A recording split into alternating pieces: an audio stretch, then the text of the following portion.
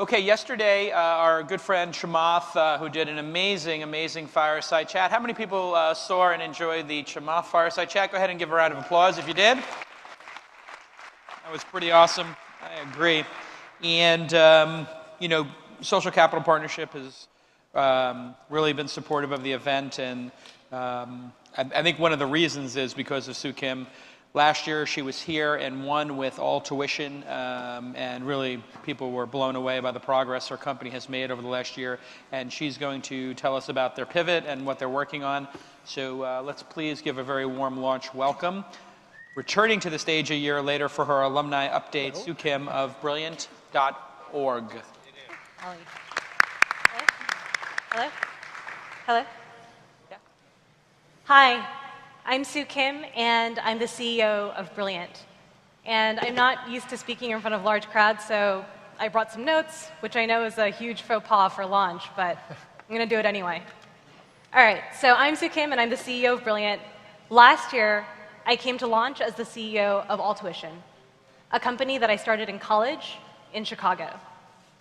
As college students, the co-founders wanted to create the TurboTax of college financial aid. And so we set out and we built a product over 18 months. And we won. We won first place in Launch 2.0, and we had offers from great investors. Hundreds of early adopters were paying for the service, and the press gave us great reviews. We had every signal that we were doing something right, that we had landed on a good product that solved a real need. And it was at that point that we decided to work on a different business. So why did we do that? It boiled down to market size for our breed of business.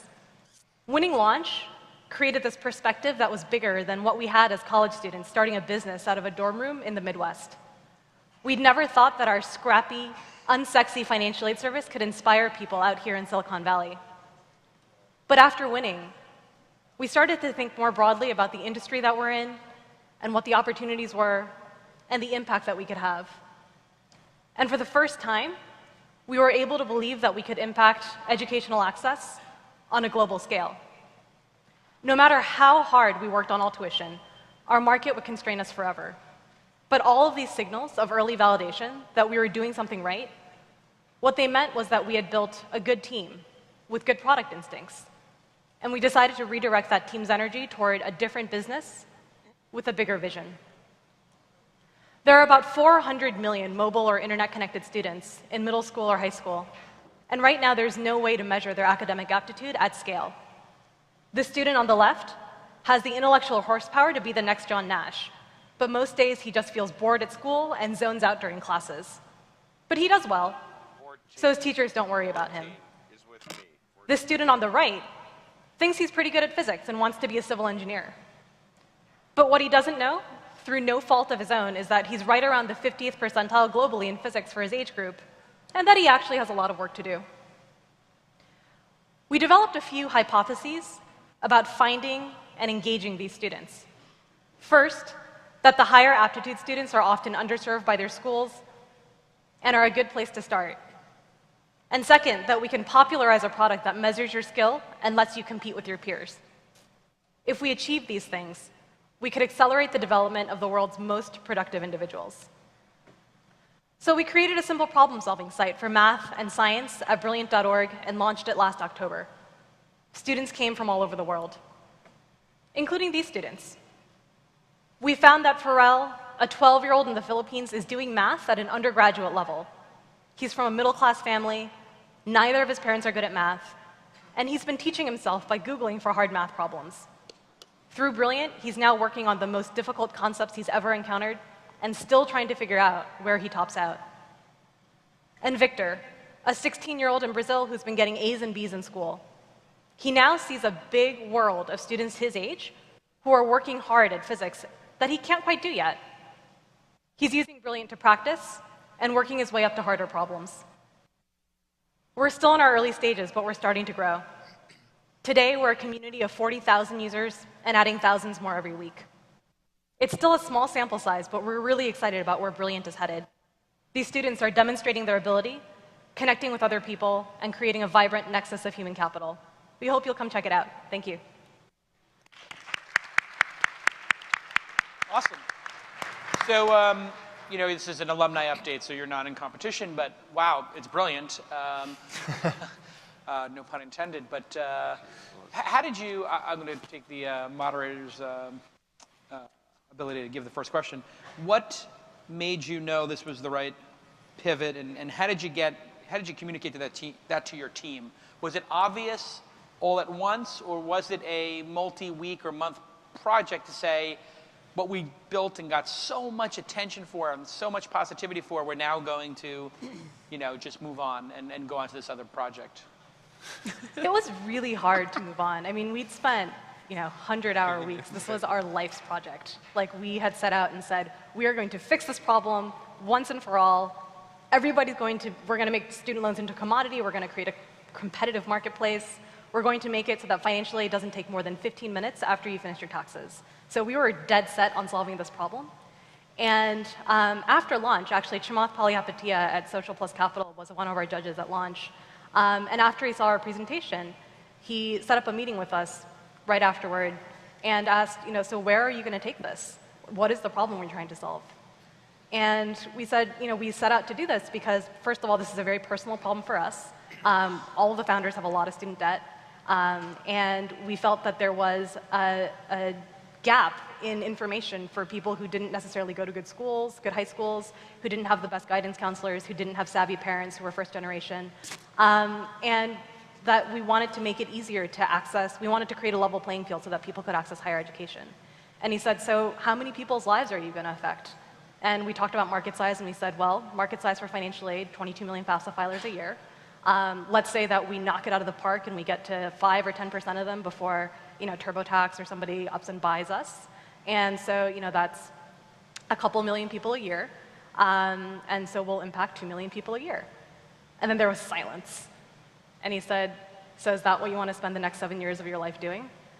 And implicit in that was that there was this opportunity to do something more if we were willing to kind of take this risk and take this baby that we loved so much and say, look, like, we love this, but if we have an opportunity to pursue a greater version of the vision that we set out to achieve, to complete the goal that we set out to achieve, then doors will open, and they did. Some feedback from our panelists. Hey, Paul, welcome. What's up? Paul's here from Ive Ventures. That's great. Sure. Well, I mean, I just want to have one question for you guys, because I remember you guys were moving from Chicago. So how hard has that journey been for you guys? I mean, has it been pretty easy? Was it pretty hard? Oh, moving the team from Chicago. Yeah, exactly. I remember that's like a big thing for you guys. So I think we signed the term sheet on April 15th, and we moved the entire team out here, and we're working out of our Palo Alto office by May 1st. Okay, awesome. So we do things really fast. I think that it was kind of unique to the position we were in at the time because we were 6 people, and we were all kind of young people. We didn't have like houses to sell or like children to move. And so that made it possible for us to just say, let's just do this as fast as we can. Let's not lose any time. But it was hard. I mean, about half of the team had grown up in Chicago. All of our friends were there, all of our family was there. But we didn't like quit school and quit our jobs to not take opportunity when it came. Nice. So did you raise the $3 million with the vision of all tuition or with Brilliant? So we actually raised $3 million with the vision of both. We went out and we wanted to have options, Wait, you right? told half the investors that, the other half that, and you saw what they liked, or? I can answer that question. Go ahead. I'm an investor. Oh, yeah, go ahead. She emailed me and said, hey, it's going really well, but we have a bigger idea, and you just explained it. Yeah. And I replied and said, that's awesome. So we actually, after launch, this is a very high-profile event. A lot of people came last year. And it was maybe a couple weeks after launch that we had just finished a $3 million round for all tuition, and we had everybody committed, everybody was excited. And then finally, we had kind of reached this decision, like, we're not going to do this. We're going to do something else. And so then we went back and told everybody, hey guys, you know that business that you're really excited about? Well, we're really excited about that too. But I hope the other thing you're excited about is the team, because we're going to work on Brilliant. I think this is actually a brilliant example, and I think, Jason, we talked about this briefly earlier. Last night at the VC panel, it was all about big vision and like, how can you make this bigger, and what's the multi-billion-dollar idea?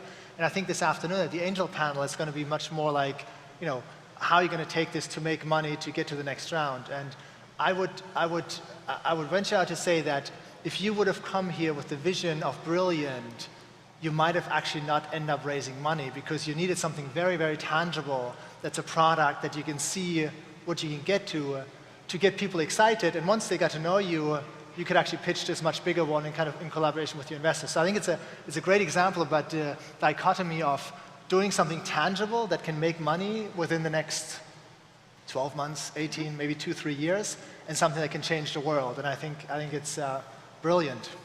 Thank you. More feedback from our judges?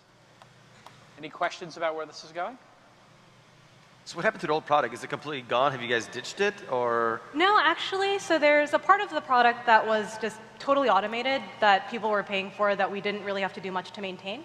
So we have we still maintain that. It doesn't take very much time. People continue to pay for it. We have a pretty steady stream of revenue through it. We are not processing FAFSAs this year. We decided to not do that because that would take up a lot of the team's resources.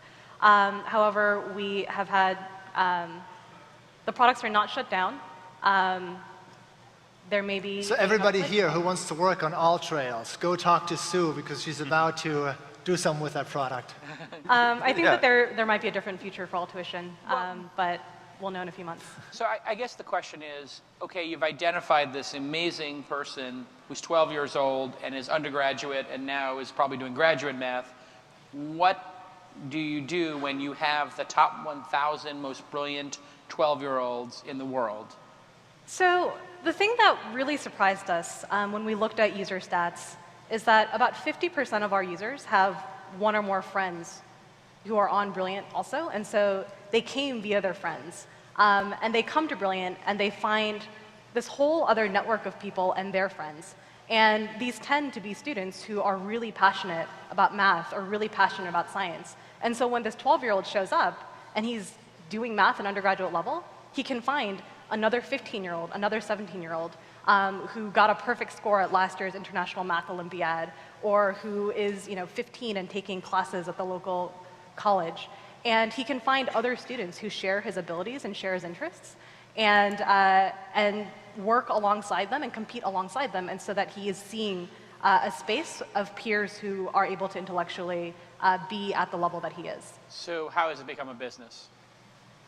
So right now, we offer free content on the site, and you can come and work on weekly problems. Over time, and we have a lot of students and a lot of engagement, over time students will pay a subscription in order to access more of the material that we have. And the way that it's designed, you can immediately get feedback on, we measure your skill. You can immediately get feedback on how good am I at math, how good am I at physics, how do I compare, where do I rank in the world, who else ranks near me, how do I get better. And so you can work on the activities for fun on the site for free, so freemium. But there is a subscription product that is what would premium. Google pay to have access to the top 1,000 high school students around the world with this ability, in your estimation, per student? Forget Google, what about Techstars? Or Techstars? What? Okay, Anybody David, in the room, right? what would Techstars pay for the person who has access to the top 1,000 17-year-olds? I suspect we'll talk about it. To me, there's an interesting evolution of what we're seeing here, which is sort of investing, going into the crowdfunding and all that.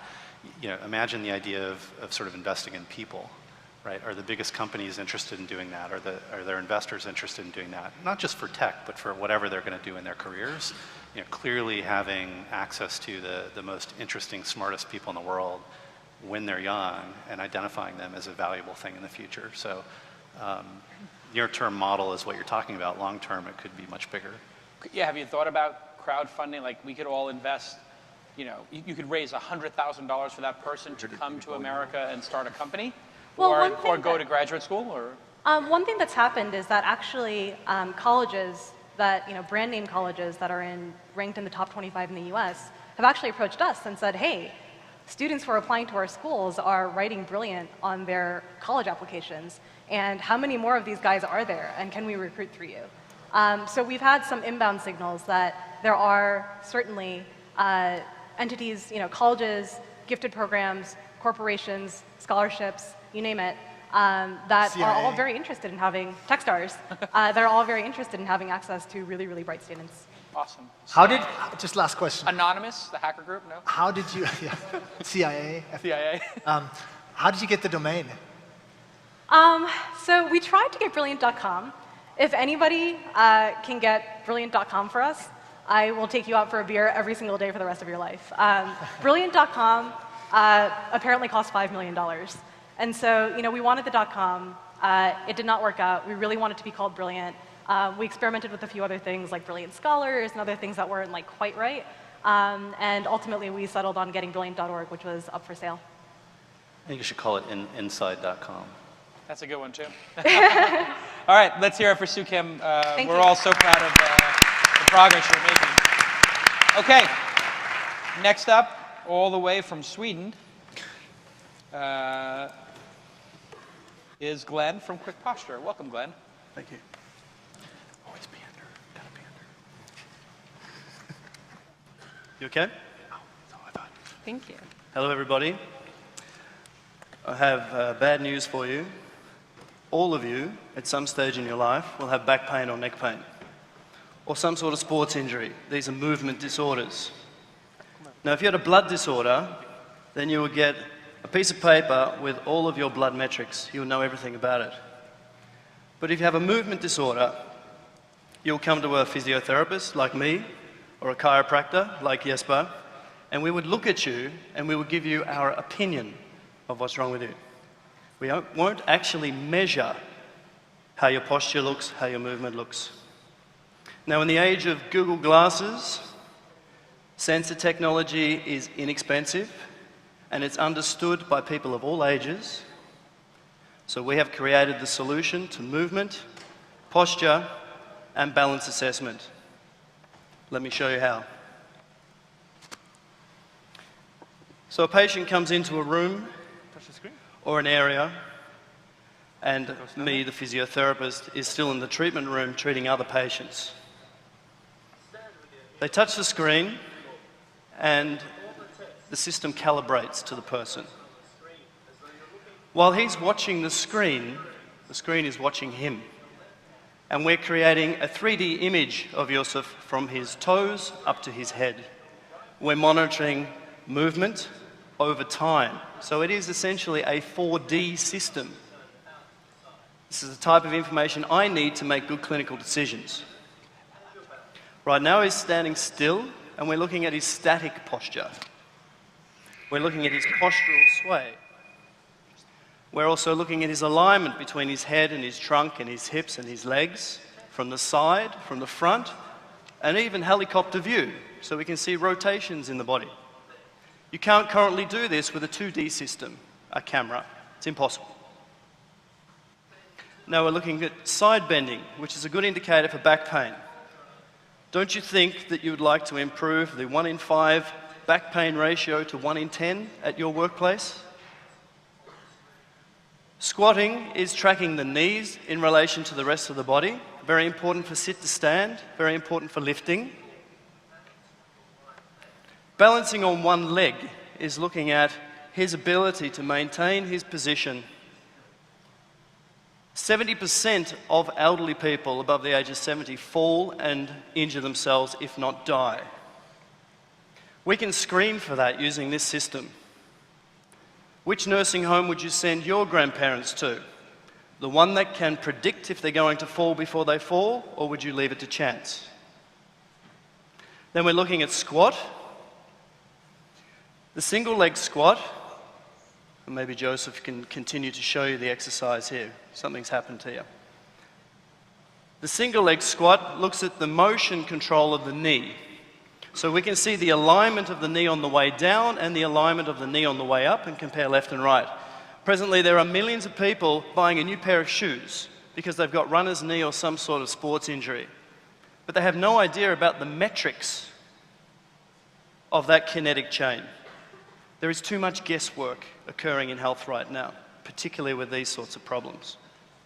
Now, what you see on the screen now is some feedback. Education is very important. I shouldn't have to repeat myself with every single patient throughout the day, when animation with a voiceover can give them much clearer and consistent information based on how Joseph looks today. So now Joseph gets a report, and that report is broken up into very easy to understand areas.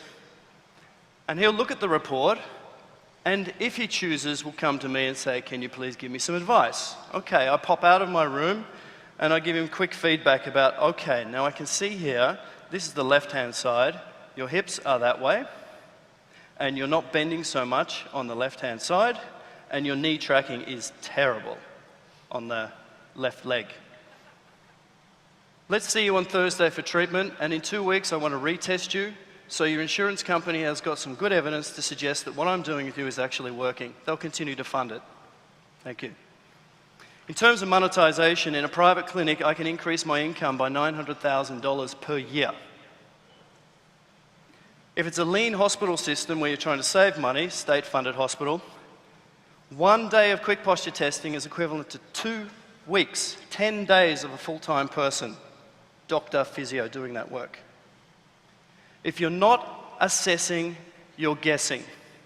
And at this day and age, we should be using sensor technology to do the work that we can do much better than humans. I put my hand up and say that quick posture does a better job than me as a physio after 25 years of working at evaluating posture and movement control. Thank you.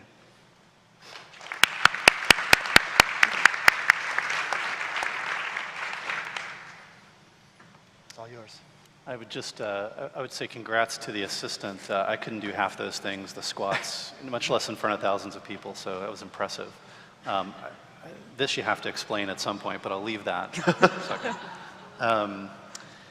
Is this telemedicine or is this in the office? I didn't quite understand the modality. It seemed like it was in the office, but is there a telemedicine application where a lot of this could be done remotely, and have you looked into that?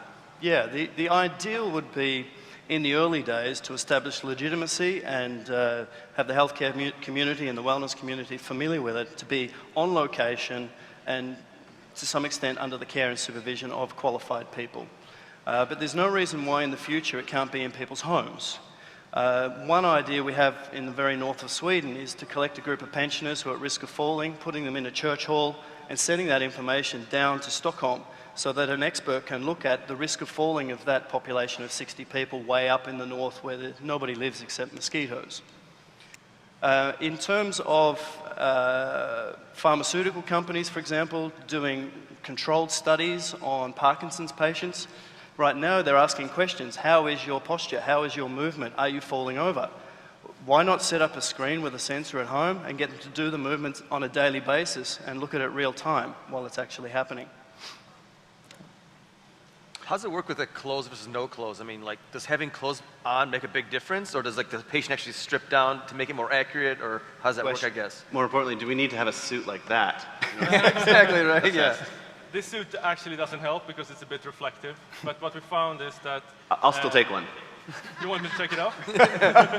Now, what we found is that normal tight clothing like we have in Sweden works fine.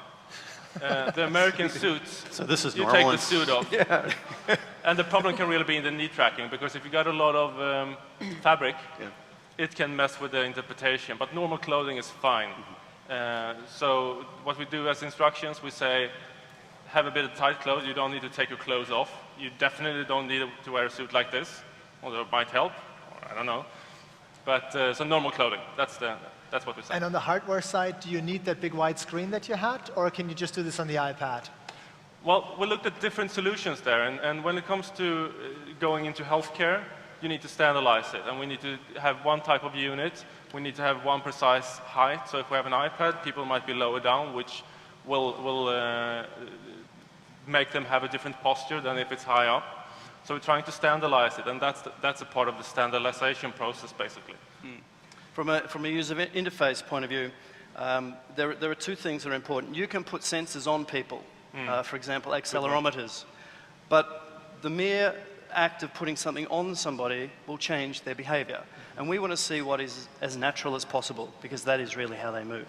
And if you give them something down here to look at, it will, of course, affect their posture. So we'll get a false hypothetically, positive. you could put this on the iPad and say, put this at eye level, or put it 3 meters away at eye level. Standardized. We could put you don't need that big white thing that you carried in. No, we could put a reasonable sized tablet, as long as it works for elderly people as well, if that's the population you're testing, and just put it on a wall in a fixed location, or you could put it on a trolley. We've got all kinds of designs for that, and move it between departments. So there's absolutely no reason why we couldn't do that, as long as it was standardized. How does this technology differentiate from some of the rehab programs on using Connect? You want to take that? Well, first of all, the rehab programs, what we're trying to do is we started off trying to select a single target market, which is physiotherapy and chiropractic. And we saw it was much broader than that. What I've found in my early work is that a lot of these rehab programs tend to stay in a university level and they don't reach the mass market. Now, Connect has been around for 5 years. There's been great studies on validity, etc., but still we don't see it in every rehab home. And I think that the reason for that is because there's a big discrepancy between university and research world and, if you want to call it, the actual world. So we're bridging that gap, and that's why we're moving in there. But what about in terms of the technology? How are you guys protecting yourselves from others that could create this using the Connect or using iPad or on other mediums? Great, good question. So at the moment, we're not fixed on any hardware. The hardware will change. It will get better and better. So I imagine the hardware we're using now, which was actually 2012 hardware, will look very different. And we know that the people who supply our hardware now have an even smaller sensor, which we could use. In terms of our business, we probably could partner with a hardware provider, for example, if it was Microsoft or one of the originators of sensor technology. But our business presently is more on the service design and the software. The hardware will change. So does the provider actually buy the hardware, or are they just buying the software that runs on top of their own devices? The present business model is a fee for service, so there'll be a license agreement for that. And we would hope that we can provide the hardware so that we can standardize it and see that it's actually being used properly. We don't want people fixing and tricking with hardware in their own clinics and organizing it themselves. Great. We really want to keep our options open right now in terms of the hardware we use and be fixed on what is the service design, what are we going to do with the data we're getting from this hardware. That's Great. really where the magic is. Let's hear it for quick posture. Well done. Next up, Freemation.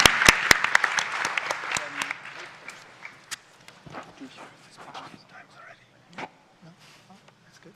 Start the clock. Yeah, that's fine. You know more about this than anyone here. So. I really liked his outfit, though. The outfit was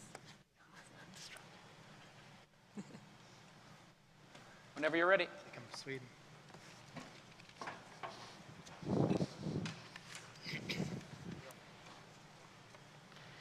Okay.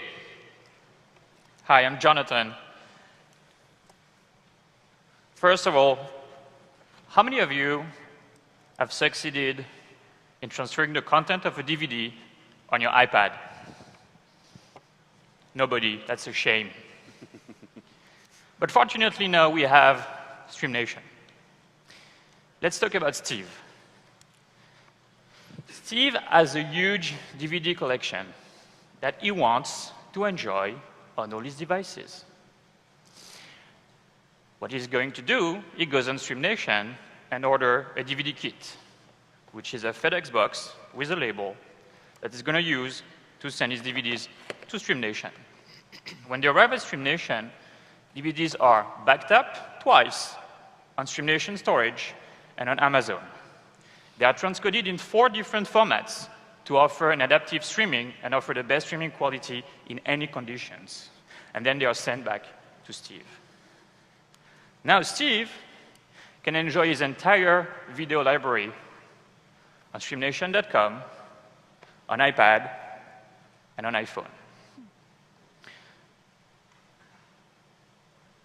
Steve knows that there are a lot of cool stuff on Stream Nation. He's a huge fan of TED videos. So he goes on TED.com, pick the URL of one video, copy and paste it on StreamNation.com. The video will be downloaded, transcoded, ready to be streamed. Steve has a daughter, and in order to prepare their trip, he needs some videos to entertain her. He knows that she loves Sesame Street videos. So he goes on YouTube, picks a playlist on Sesame Street, copy and paste the URL in Stream Nation. The content is downloaded, transcoded, ready to be streamed. Steve is a huge fan of independent movies. He loves this content on Vodo.net.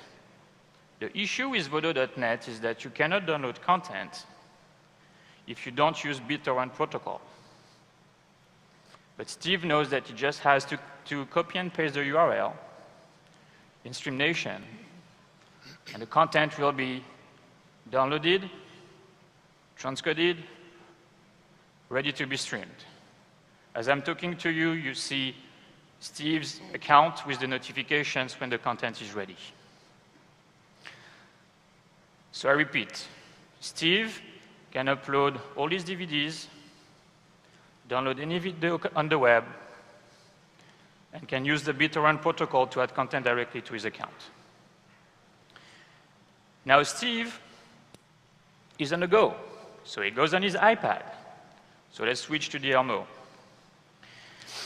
On the iPad, on the Elmo,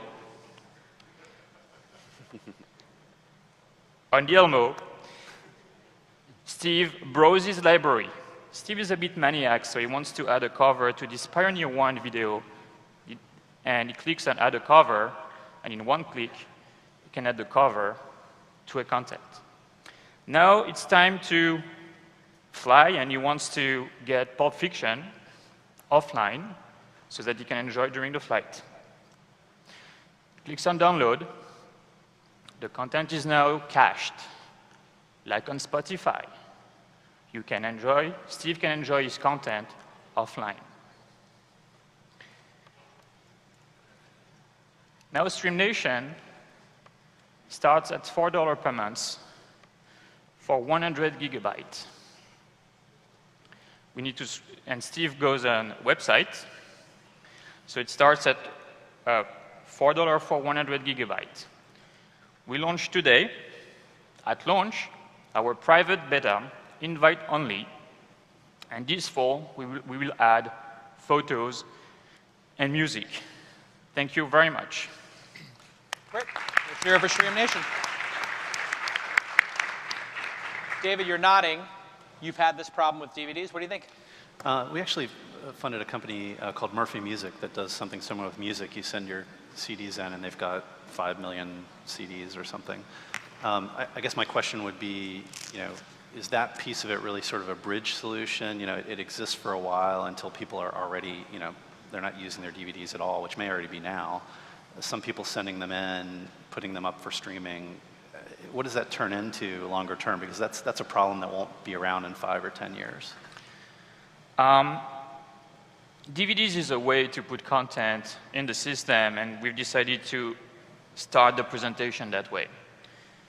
You can also we can send a hard drive to you that you can fill up with your content, and we can put that in your account.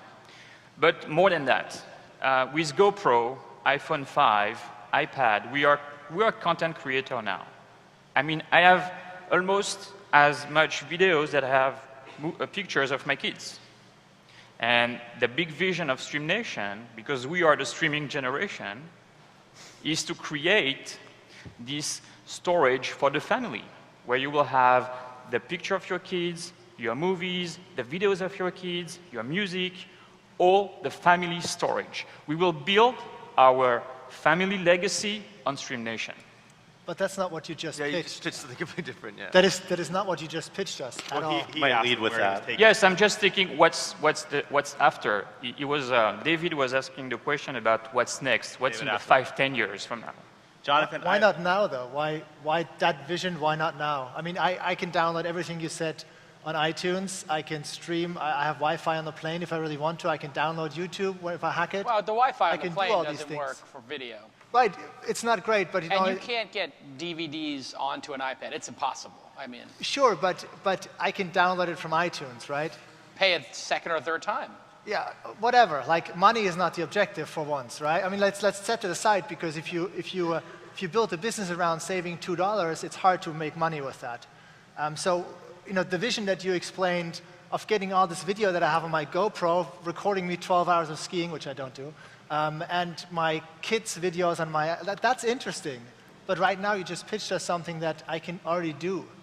I get your question, but right now, if I have a DRM protection, if I'm not in my Wi-Fi in my house, if the file is an MKV, if the connectivity is bad, I never enjoy my files. But I think if you go around today and ask people how many have them, you asked, your first question was, how many people have transcoder DVD, and not a single hand went. My hand went up because I'm 40 years old like David, and we're old and we do stuff like this, but like everyone else behind us doesn't. Well, let's ask the question clearly. How many people would love to have a product, as stated, that let them rip their DVDs and rip down the TED Talks and a YouTube? Raise your hand if you want that product. It's about half the audience, right? All right, how many of you would pay for it? It's a good amount. Oh, that's not bad. I got a couple of things I think, just to think you think about. One is, I think you need to check into copyright issues. You're going to probably run into some issues if you're holding. It's one thing to buy a DVD when the rights providers are probably allowing how it's distributed. If you're going to hold all this content on a server and stream it, you should make sure you can actually do it. Well, why don't you answer that question? Yeah. What is the legality here? If I rip my own DVD, is it clear in the United States what that means? So technically, you have the right to back up your DVDs. You don't have the right to circumvent any DRM. Which leads to a lot of... There's a difference between you backing up your own DVDs and a third-party company storing that intellectual property. Is there? And all I'm saying is look into it. We don't need to get into legal about it now. Yes. Yeah, so just the answer that, because we've worked with lawyers who worked with Google and some other companies, the fact that we're doing it on purpose, I mean, for the user, doesn't put us in a situation where we are copying things that we don't have the right to. We're just doing things for you. So you send us the DVDs and we copy them. The issue is that you don't have the right to circumvent DRM, and this is right now a big issue with the content industry. So just look into it.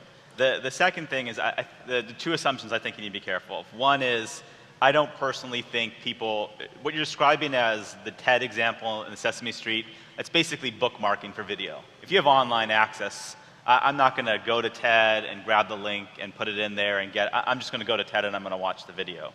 The third thing is really just check this assumption you have. The barrier, I think, to get people to put their DVDs in the mail, send it off, wait for it to get back, that's a hard user experience.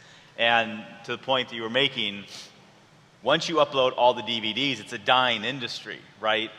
People aren't buying DVDs anymore, so you're solving a legacy problem. So it's going to be hard to potentially charge an ongoing subscription. I would rather just get a DVD burner I can plug into my iPad and then upload it that way. I think you're on to something really good. You've just got a lot of moving parts, and I think you got to move quickly to figure out what's going to work and what's not going to work. Okay, final question from our panel. Yeah, I have a question. Ask the media guy. How do you feel about it? I mean, if this was an application to the media camp, what would you say? So one question I have is how this compares to Ultraviolet. You know, what's the difference between what you are offering and what Ultraviolet offers? So two different things. First, we offer you the ability to add all your DVD collection while Ultraviolet is limited to the new release, first point. Second point, the system is really open to any platform, so you can use it on Android, you can use it on iPhone, and you're not stick to only the partners that work with Ultraviolet. But actually, Ultraviolet is ultimately just a digital rights management, platform. Yeah. For you, we know that. Where you get it from, depends on who Yeah, I think that the approach that we take for movies, as I said, is a very specific one because nobody in the industry is trying to do that right now. And we will enlarge it to all your personal media.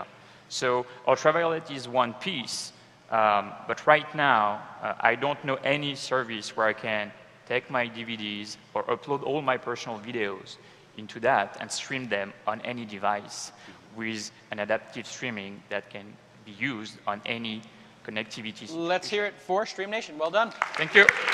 Next up, Lexity. Go.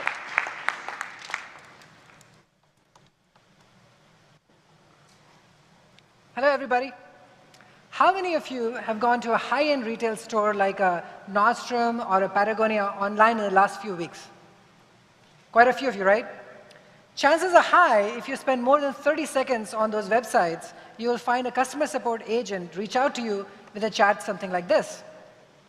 This is becoming highly common because even if you try to talk to each and every visitor on the website, if you reach the 10 to 15% that were on the verge of buying, you can have a meaningful impact on your bottom line.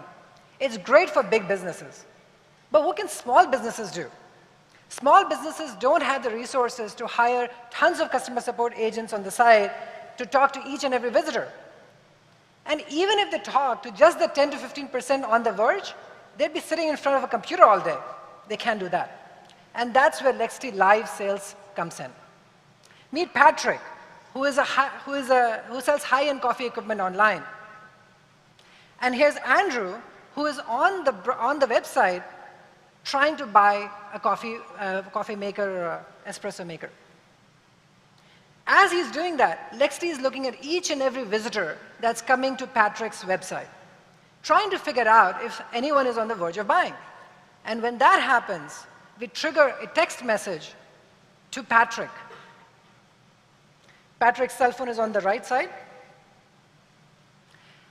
Once he gets this text message, there will be a link in there which he can click to figure out everything about this customer. That might be how much time he has spent on the website, what links he has clicked on, but most importantly, Patrick will be able to see the specific products that the customer has been browsing on their website. We'll give it a couple of seconds for the Wi-Fi to catch up.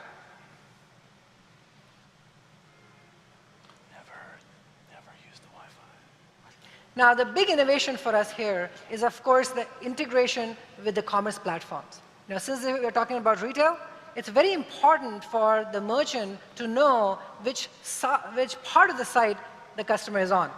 If someone is browsing high-end retail items, they're more interested. If they're looking at batteries, they might not be interested in reaching out. All right, we'll switch over to the video.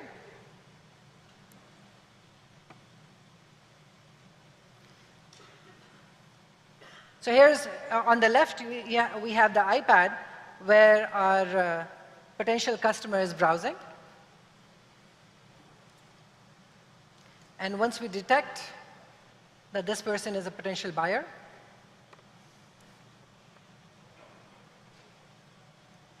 we will send a text message to the merchant's cell phone on the right.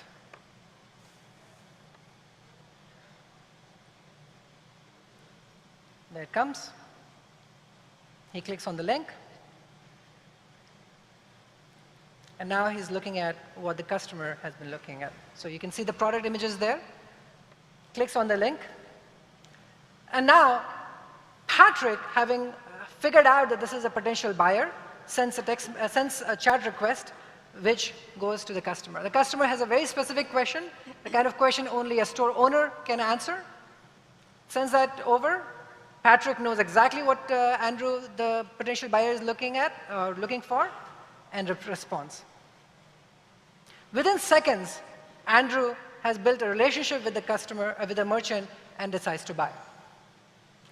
And that's Lexity Live Sales, turning casual visitors into actual buyers. And this isn't only for retail. Turns out, Patrick has a day job. He is a real estate agent. Now, Andrew happens to be walking past one of Patrick's listings and decides to pull it up on his mobile phone. Again, Lexi is looking at each and every visitor and decides, this might be a potential buyer. Again, we send a text message to Patrick, but this time, when he pulls up the customer, we even tell Patrick that this person is on a mobile phone.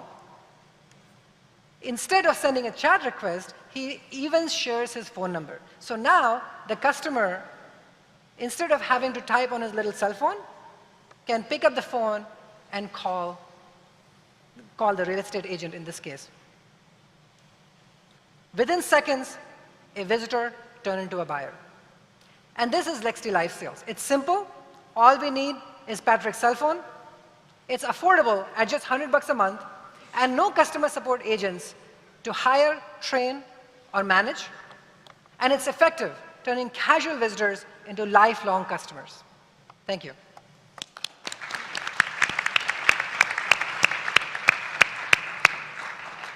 So startups that try to address a local business market typically have one of their biggest problems is how do you acquire customers, right? Right. I mean, they're notoriously hard to get to because there are so many of them spread across the entire country or around the world. So what are your plans for acquiring new customers?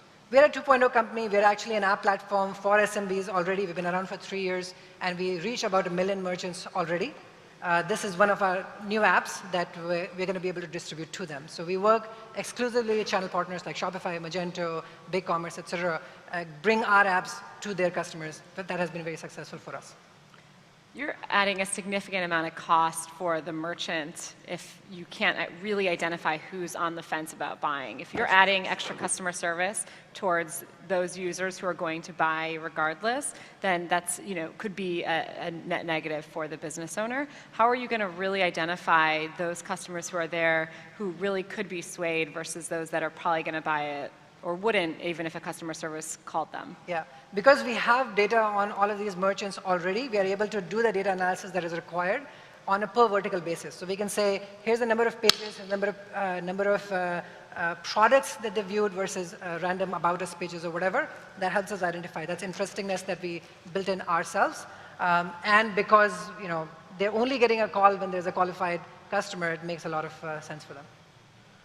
So you have to tell us more about this business that you keep referring to with 1 million customers and Shopify and all that, because the pitch by itself, it's interesting, but it's like, hurdle after hurdle. Like, how do you get customers? How do you, how do you keep them on? How do you decrease the customer service costs instead of increasing them? But there's something that you already have that seems to work, and this is something that you built on top of that or add on. That's right. So the packages might be more interesting than the individual app. Well, so what I can tell you what we have for those million merchants. We have an app that allows them to do retargeting at $99 a month, including on Facebook. We are the cheapest Facebook retargeting solution out there. We have search marketing for them. We have Google Shopping for them. We have not only do we have these apps, I was going to say display advertising, et cetera, but our third-party partners are also in our app. So Olark, Optimizely, The Find, all of them find distribution through us to merchants. So we have all of this app platform built out, but no app platform is interesting if you don't have interesting apps on it. And this is the first solution where an SMB who's mobile can do it by himself. And we're very excited about it, but all of the other apps are doing very well too. You really might be onto something because, as Jeff said, customer acquisition in the small, medium business world is the hardest part. So if you have that already, the distribution and layering on useful tools, Thank you. Sounds interesting. Thank you. I think that you're onto something for sure. I think it's a really interesting concept of how do you get more people on the purchase site. I think you need to think through the user experience a little bit, and I'll tell you why. If you are a merchant, to get these text notifications, it's going to very meaningfully interrupt your entire day. Oh, yeah. And if somebody's going to order a product for $50, you're not going to want to have to keep going through this, and it's maybe 1 out of 10 people that reach out to you on chat that buy something. Yep. And so you're probably catering to people that are very first starting out and care about each order, and those are the people that are going to be super price sensitive. So I don't know that I'd want to be getting text messages all day about people that are wondering to buy widget A or widget B from my website. You're absolutely right. There are 3 audiences. Number 1, the people who are just starting off, they will take every $50 sale. Number 2, people who have high-end products, like the coffee equipment, every sale is a $3,500 sale. If I was driving on 101, I would pull up and take that SMS because I know that can make a sale. And number three, real estate agents, and people like that. Dentists, augmentation clinics. This is tens of thousands of dollars of potential sales. Thank you, Jason. Who might use this. So you're exactly right. Different people will use it in different ways. I don't want to get a call every time someone wants to buy a battery. I think this is interesting. Why wouldn't a real estate agent just put their cell phone number on their website and have somebody call them? Of 100 people that come to your website, 2 will buy. 2 might send you a chat request, contact us. About 15 would have bought, but they didn't contact you. This is for the 15% additional. And if you think about 2% actually buying, you could double, triple your sale. We had a customer, I talked to him last week. He's on a non-mobile product, just sitting on the website. He's contacted 6 people, 5 responded, made $2,000 in sales in 2 hours. And now he's hiring a person to do it full time. But he doesn't need to, because now it's on his mobile phone. And I hear that Zillow charges $20 per lead through Zillow for the realtors and brokers. Yeah. And that's just an email that goes to they can't do anything live. Great. Let's hear it for Lexity. Well done. And just for my grand jury, that is a 2.0 company. 2.0 company, the mobile version being their 2.0. Please welcome Brainpick into the stage. Wait, Brainpick's 2.0 or this is the last one?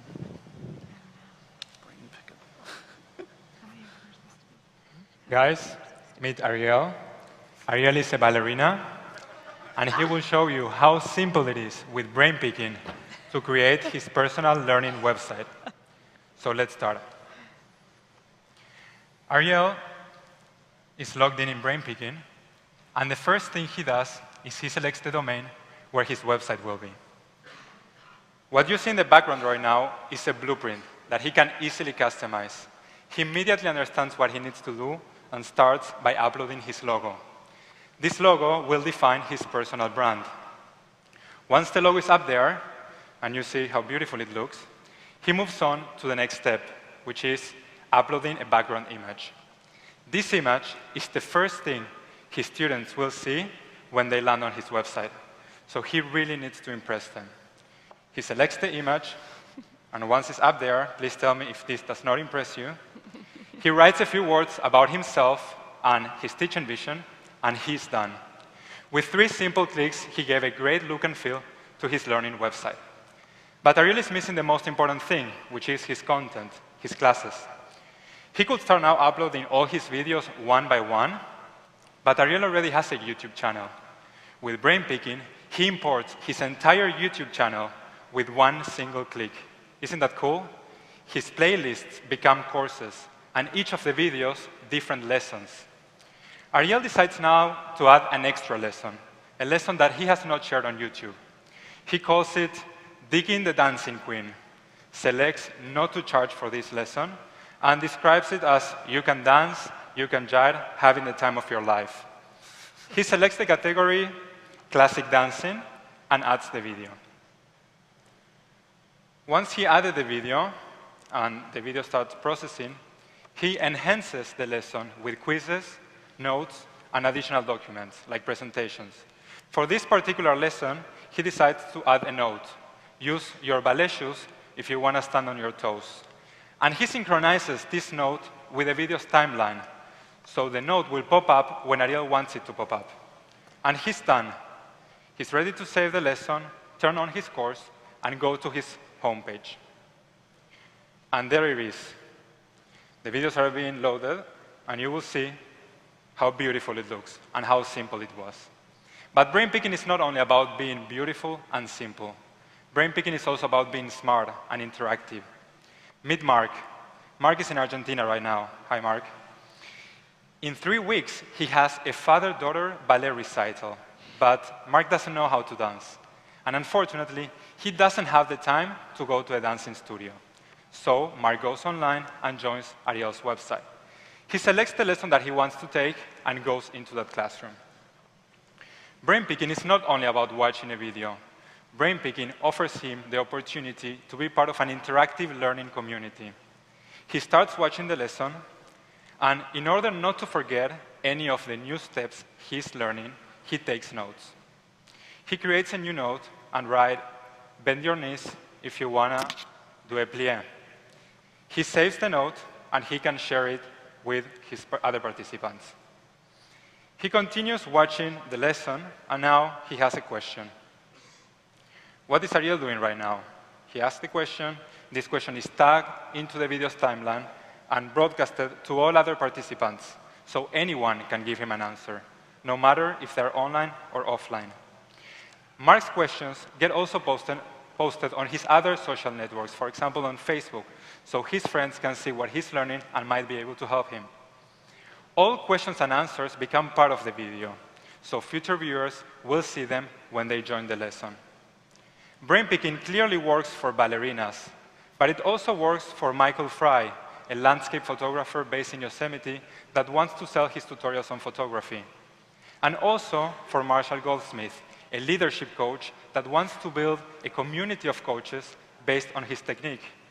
And also for Leonardo Perez Nieto, a Mexican artist that has an art school and now wants to go digital in order to reach a broader audience worldwide. So join Brainpicking today and start sharing your knowledge with the world.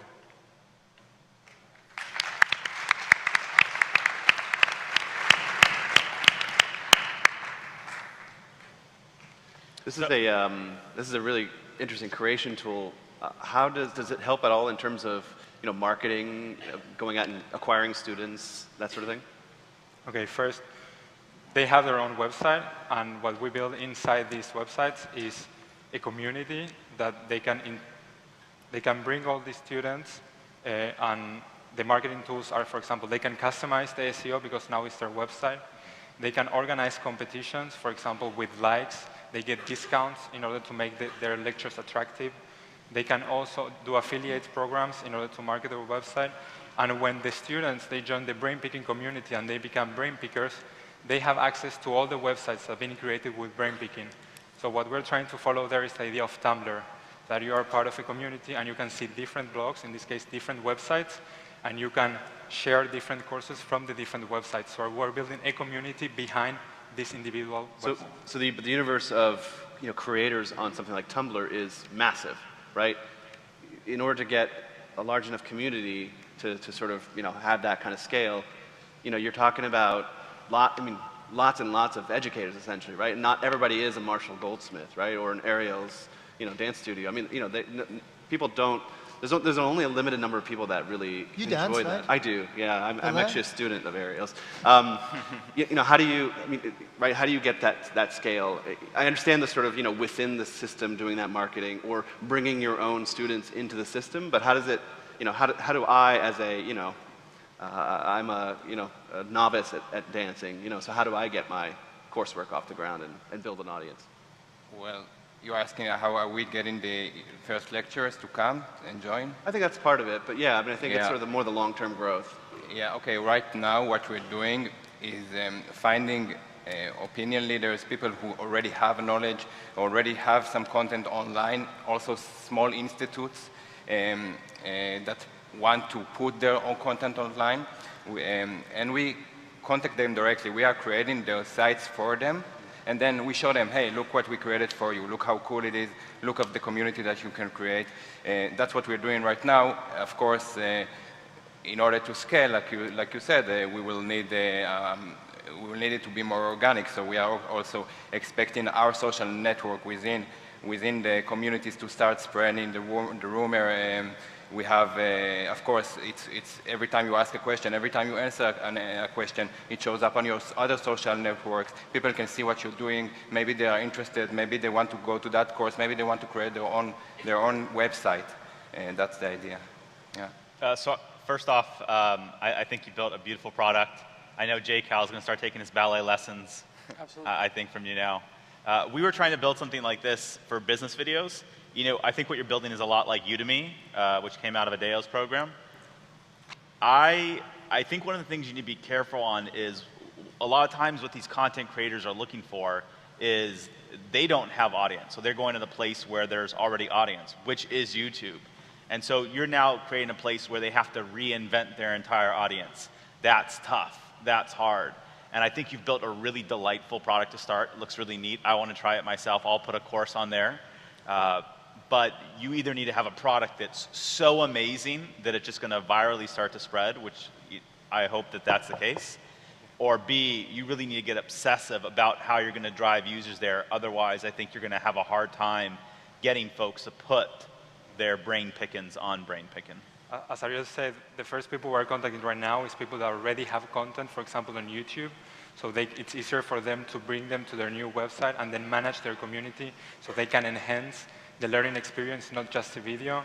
And we're approaching... But it's on YouTube because that's where people are, exactly. Right? So you may have some features that YouTube don't, but ultimately they want access to all those people. You can't discount that. So are you guys building any tools out to help these people make money, or it's more you're just kind of helping them port over from YouTube? And it's, I mean, it's like you guys didn't really stress much on the e-commerce tools and stuff like that. So they can also make money with this. So they can decide if they want to charge for the videos or not. Of course, if the video is already public on YouTube or Vimeo, they cannot charge for that content. That's not fair. But they can upload their content to our servers, and they can charge for the content they have. Can they break that up? Can they have like 3 of the YouTube videos are free and the other 12 are paid? Exactly. So they can decide, even within one course, they can have some lessons that are free and some lessons that they have to pay.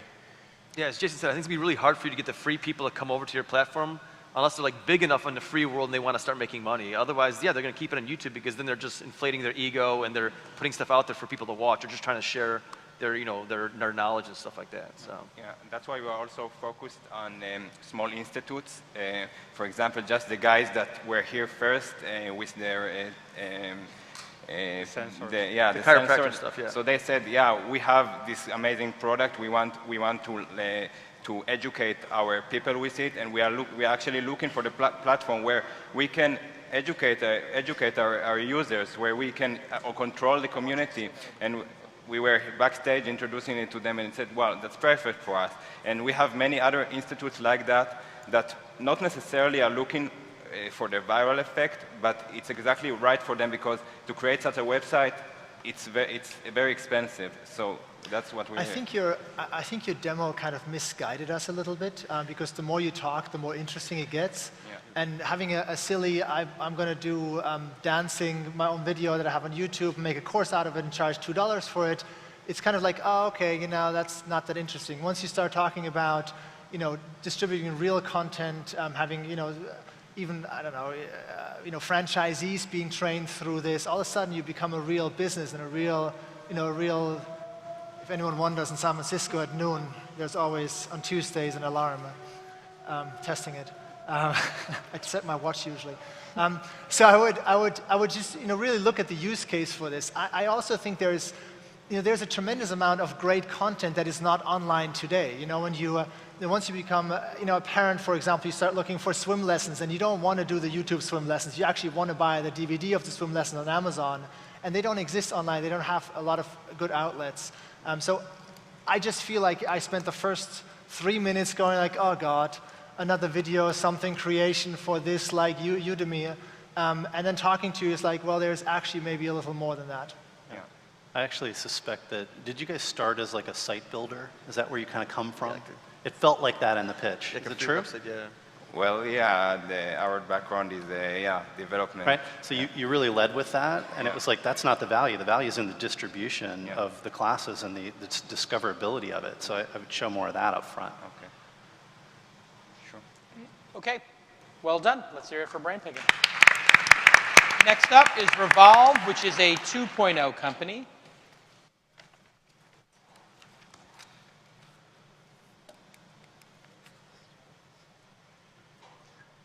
Uh-oh. Oh. So you say. This looks very impressive indeed.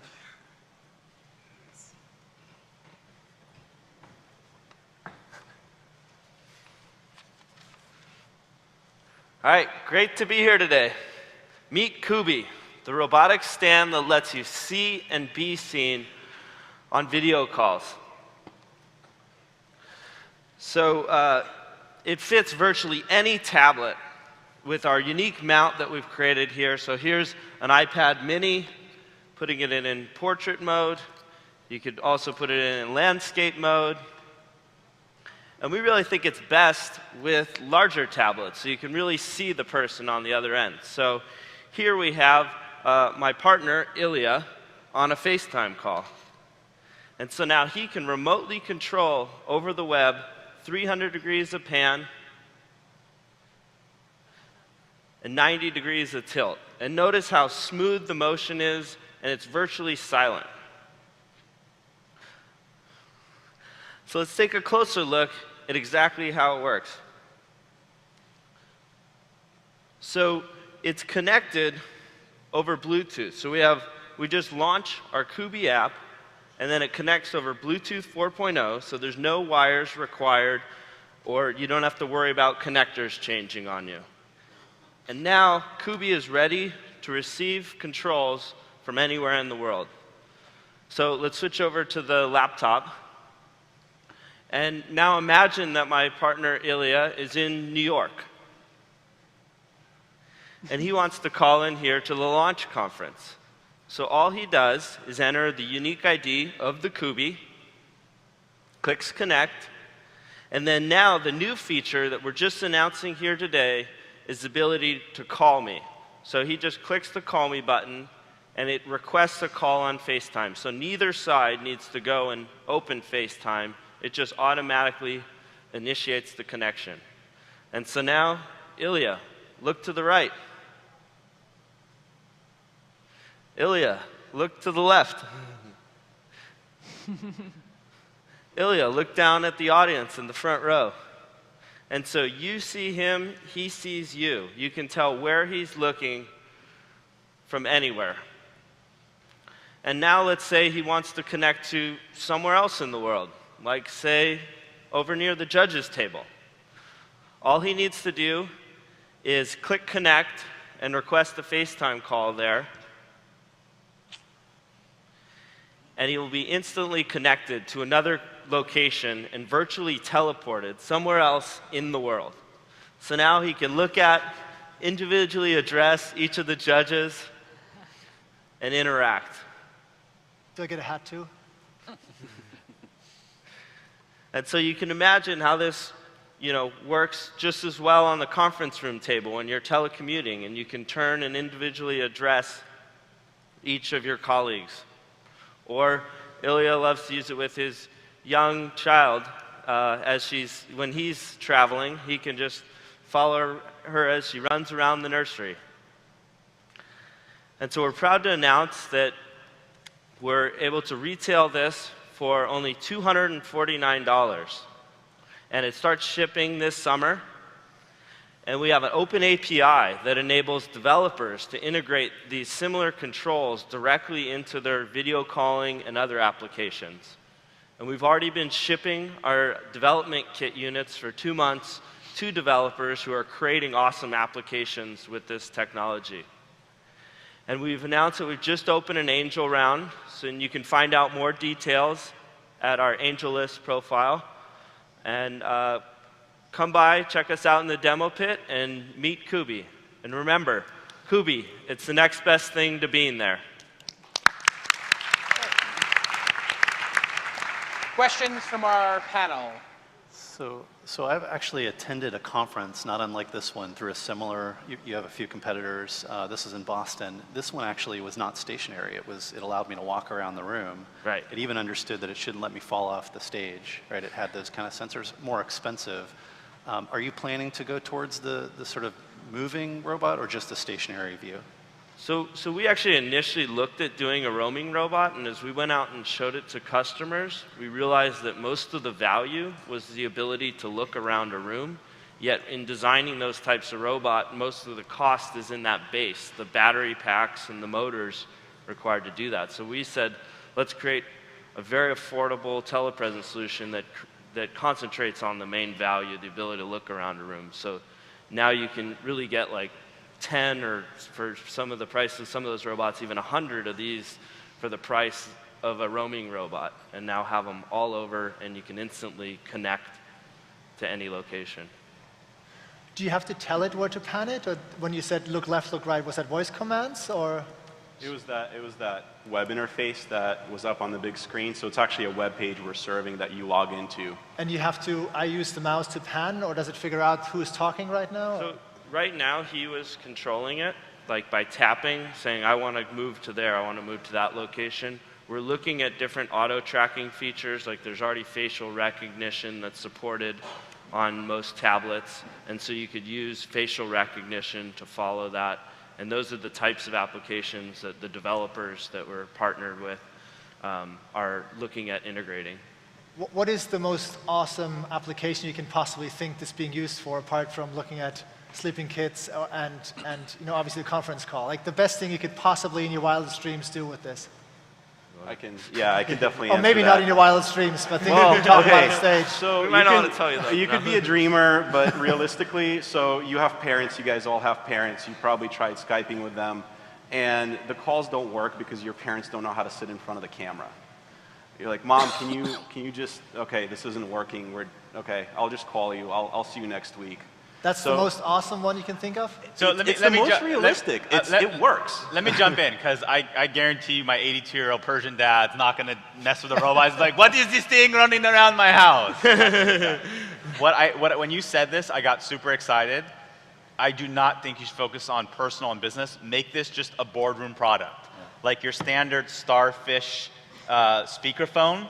And if you just solve that one problem and make it perfect for that, for a boardroom, to go around and look at it, I think you can charge more for it. I think you standardize the experience, and I think you'll make a lot more money. And I think if you try to make it for all these different experiences, you're going to waste a lot of time until you figure out that you can't actually make one product that solves all these different use cases. And there's a ton of money in that boardroom and experience. We've been kicking around the slogan Polycom for everyone, so. Yeah, and it's really... Yeah, so then build Polycom for everyone. That's better and cheaper. Because, it's pretty impressive for $250, right? But I've used technology like this when I worked at Google 7 years ago. In every conference room, you have cameras and 2 screens, and it moves around, it figures out who talks. Exactly. Everything, right? But it costs $15,000 per room, or probably more. So do Polycom for everyone. Yeah, right now every conference room can basically afford to have a conference phone in there, but why not video conferencing as well? And you could still have babies sitting in those conference room chairs. We do all the time. So chiming in, the discussion yesterday I know is a lot about like think big and all that, and I actually like that vision of enabling developers to do whatever. But I think starting with this product, I'm a big +1 to Jason's comment.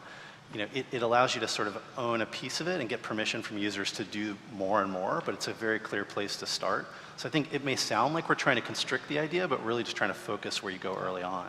And then you go to the bigger vision. What do the judges think about the fact that it's independent of the computer and the software? Is that an asset that the street can do whatever it wants with it? You could put an Android or a Windows 8 in. You could use Skype or GoToMeeting or Google Hangouts. Or do you think that is confusing because people want a full soup to nuts solution? Should they build a tablet or license a tablet and make the speaker system and everything built into the hardware? What do you guys think? Well, how easy does it integrate? You just kind of plop it in and click a few things, and no, they should, have it all open to everything. But if it's really difficult, then yeah, they should try to build something together. But so I guess it's a question: how hard is it to integrate with all these other various packages out there? It's super easy, and I mean, we're definitely focused on iOS as our first release, and Android is in the works. Windows 8 potentially. That's why we chose Bluetooth 4.0 because it's starting to be a really universal standard. We did this before the Lightning connector came out, and we didn't get screwed over by that introduction, and we're really happy about that. The reason we went with a tablet solution and this keeping the brains in the tablet idea is because most robots, when they come out right now, they're more or less obsolete. They're not cutting edge when they're released because of the product development cycle. So here, we release the robot, and then tablet, iPad 5 comes out, and now you have HD++ teleconferencing built into your robot, and that's awesome. I noticed when you brought it out, it had a battery pack on it. You didn't have to plug it in. How long does the battery last when you're using an external battery pack like that? We're designing it for about 4 hours. So I could take this in the backyard if I was having somebody's birthday party, or I could take it to the beach or put it out on a deck and not have to plug it in and just have people watching what's going on in my backyard. It's not designed to live off the battery, but it's designed that you know, you're at home, it lives in your office, let's say, and then, oh, you know, I want to do something in the kitchen, pick it up and grab it and go. It's not going to live the whole day, but it'll last a couple of hours. And it's portable. You see, we've mounted there on a tripod, so you can virtually. If you bring it make anywhere. 10,000 of them, what would it cost? What would your cost be if you made 10,000 units? Next year, when you make 10,000 units, what will the cost be? We're aiming for $50. Right. So then you could sell it for 150 even next year, maybe. We'd like to make money, so probably 199. Yeah. Okay. What do you guys think That's about? the key, right? That's the price point is the key. I mean, and you've got a company in the demo pit called Oobly, right? They're taking old iPhones. Who has an extra iPad that they could use for this application? Lots of people. There's going to be tons of extra older devices. Yeah. So I think it's a no-brainer the way you're approaching it. Yeah. And is there a security feature for this? Do you think that this has security, like pop-up security? Like, can the screen go dim and when somebody walks into a location, could it know that they walked in and light up and be like, hey, welcome to the lobby?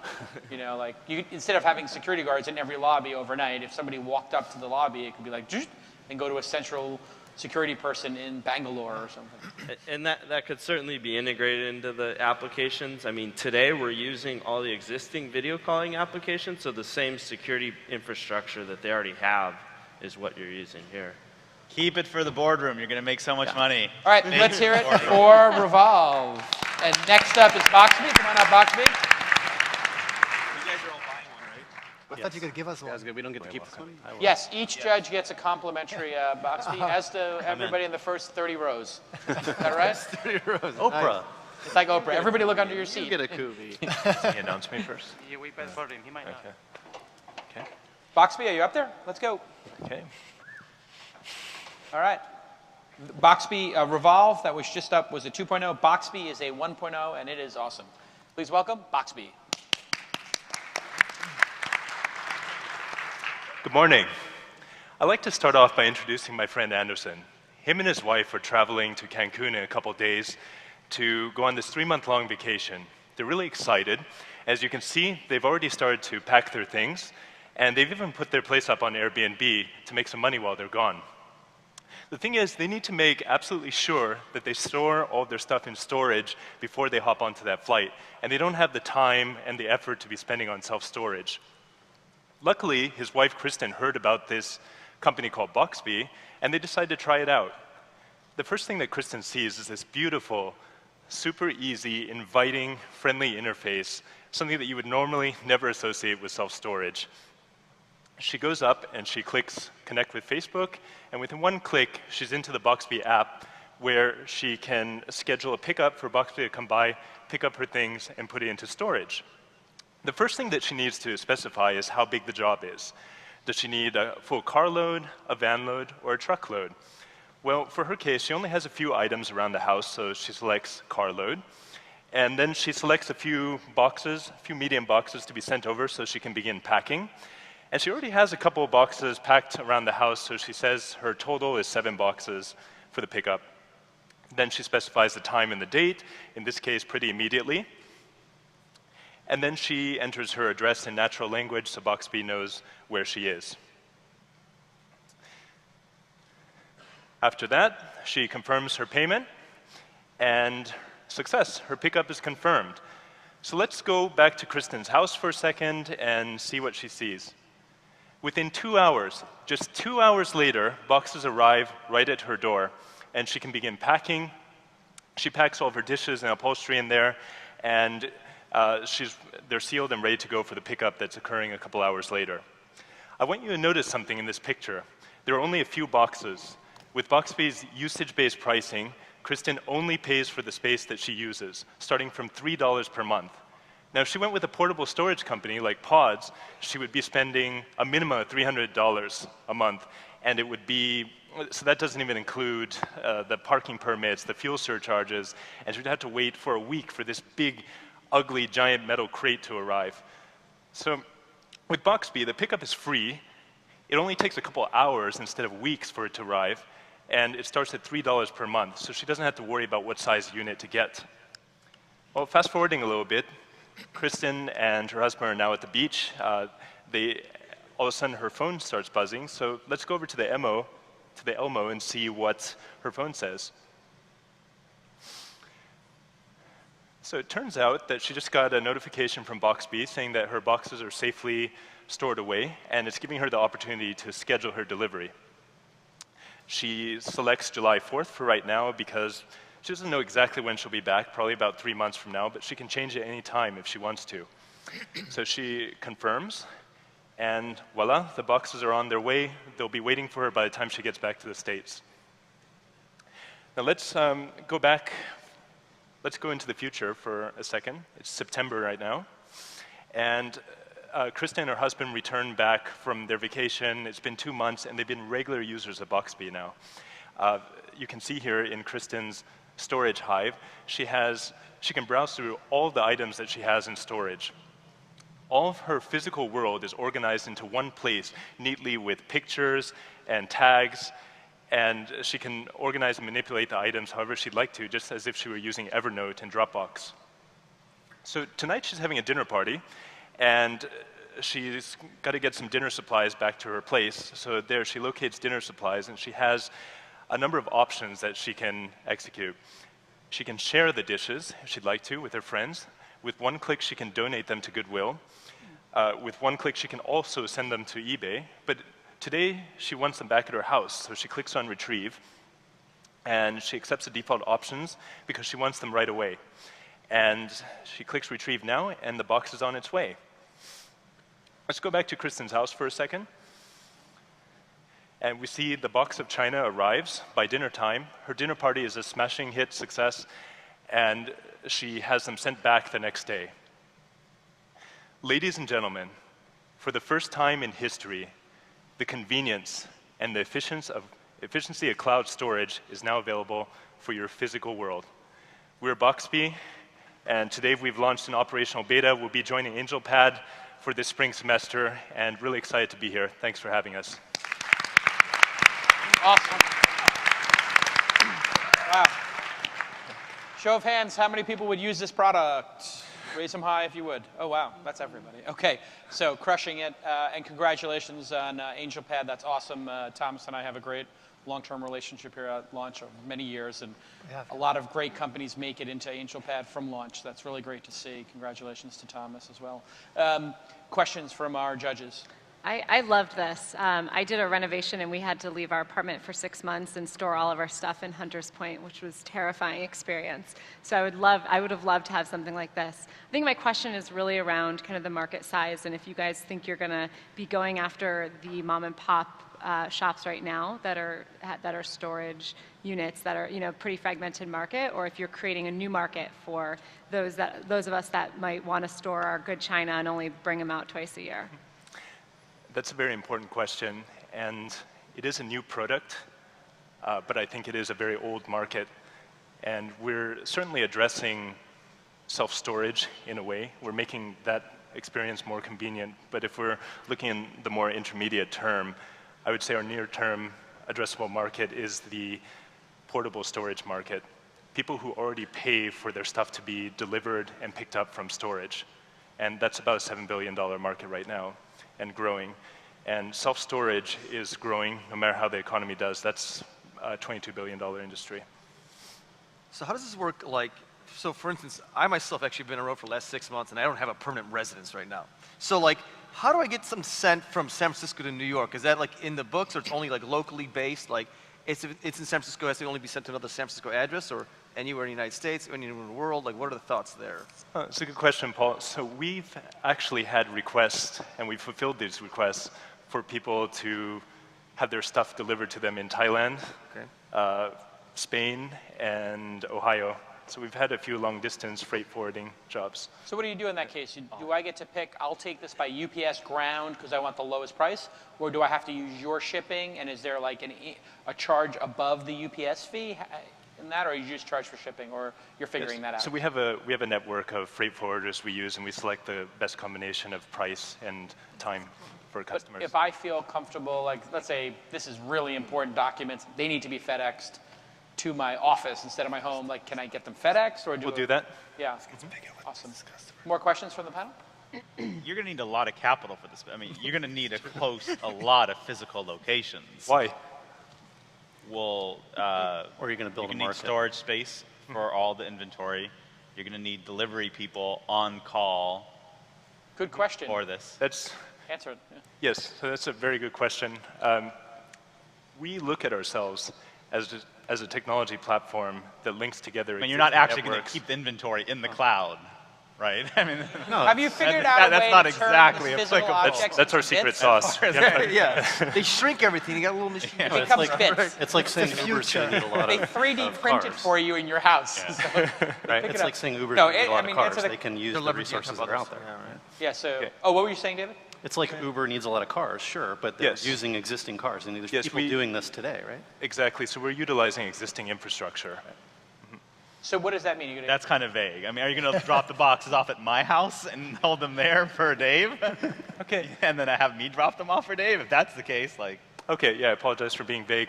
So, yes, we utilize existing networks of warehouses and couriers and movers. Okay.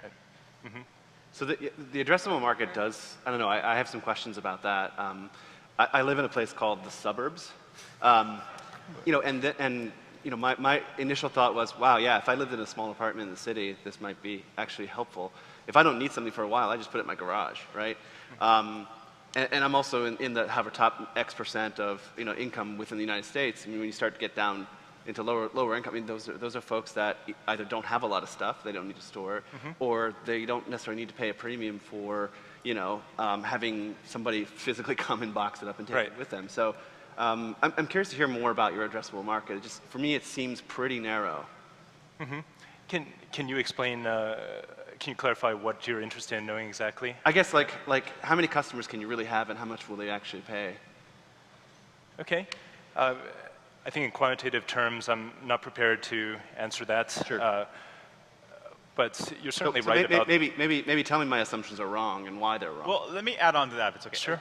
What % of the use cases do you think is what you described, which is you're shipping your own stuff back and forth? I'm going to hit my dishes, I need them, and I'm sending them back the next day, versus I'm just going to put this stuff in storage and forget about it for a year, like I think most people use self-storage for. Well, okay, so we have a pool of beta customers since we launched into beta a few months ago, and plotting out the distribution shows essentially two types of groups.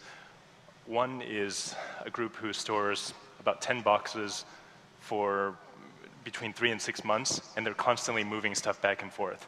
It's usually for like boutique businesses and just people who have lots of stuff. Exactly what I described in the presentation. Then the other side is your traditional self-storage user where they've got like 50 boxes and they just leave them there forever. So we're actually benefiting from both customer segments. And just to add on to what you were saying, I'd like to combine that with Hallie's original point. This is a new product in an existing market, and there's going to be some level of adoption, some time before this adoption occurs, when people realize this is a normal way of doing things, right? So I think this market is going to grow. So one piece of feedback for you is self-storage as a real estate business is a massive business, and those folks that own self-storages kill it. I think that the use case of having to send the boxes back and forth is more costly for you. I think that's a smaller market, and I think it's more complicated. I think if you were to focus on the fact that some people don't want to pay $100 to get into self-storage, but if you can just take 4 of my boxes and keep them away, and you can keep the $12 a month, but you get it for a year, and you've now made $144, I think that's a really interesting business. I think there's less moving parts. I think there's more margin. I think it's a bigger addressable market. And then if the other side comes up, I would just be weary if I was in your standpoint of trying to solve the use case of, well, I'm going to send my boxes back and forth all the time. Thank you. So obviously I can't judge you because I'm already backing you, but I just want to share why. Well, you can share why I want to share why I got so excited about Boxbee and what I think what the really huge potential behind is. When I look at Uber, for example, and black cars. Like 3 years ago I would take a black car maybe 2 or 3 times a year going to the airport. Today I routinely take it home after work, and I think it's the same way where you disrupt something using technology that seems like an utterly established market that people pay money for, and you redefine it with technology, and that's why I got so excited about about Boxby. And yeah, I mean, the usage in San Francisco, New York, and Los Angeles of like Uber and Lyft and Sidecar is extraordinary. Yeah, and generally speaking, I get very excited about businesses where we redefine something from the ground up that we already do using technology, because if people are used to paying something like Uber or self-storage or restaurant delivery, and we do that at a massive scale and disrupt it with technology, we have some really, really big opportunities in the way that Uber or Postmates or Exec has done. Okay, let's hear it for our judges as well as Boxby. Well done. And a couple of notes. There is the awesome Treehouse skill stage going on now. Lots of great things going on there, coding HTML5 and integrating your apps with third-party APIs, increasing front-end performance, lots of great stuff thanks to Treehouse. And there is also the Up Close and Personal stage, sponsored by Jason Azar from DocStock. Thank you to SAP's Startup Forum, which also sponsored the hackathon and usertesting.com. Big round of applause for our sponsors and our judges. And we're going to start back at 1:45 with Evan Williams from Twitter. And Medium. And Obvious.